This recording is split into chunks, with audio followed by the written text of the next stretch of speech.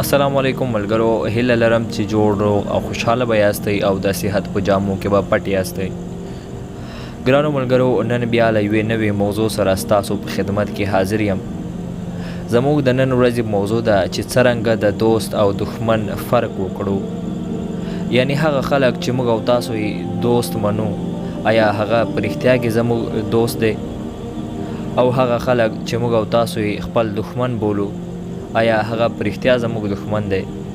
ګرانو ملګرو، حضرت علي رضی الله تعالی عنہ د رښتیني ملګري په هکله داسې وفرمایل چې له خپلو ملګرو سره ډیر په مینه محبت او رښتیني واوسئ، مګر کله هغه وروسته هم که څوک ستاسو د مینې او رښتینولي احساس نه کوي، نو پوه شه چې هغه د مینې لایق نه ده، بلکې هغه تاسو پورې خپل مطلب ویني.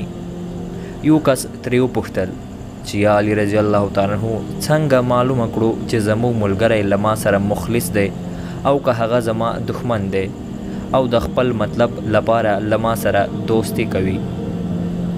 نو امام علي رضی الله تعالی عنہ وفرمایل، ای سړیه، کله چې ستا ملګری تا ته راشي، یعنی له تا سره کینی، په یاد وساته په هغه وخت کې که یې ستا د ژوند په اړه وپوښتل یا یې د ستا د حالاتو په اړه وپوښتل او ستا خیال او احساس ته لومړیتوب ورکړي، نو پوه شه چې دا ستا رښتینی ملګری ده.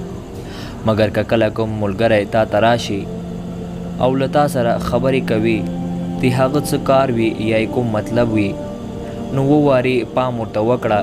که هغه وواري مسلسل همداسې وکړل، نو پوه شه چې ته خو هغه خپل ملګری بولې، مګر هغه یوازې د خپل مطلب او ضرورت ملګری ده.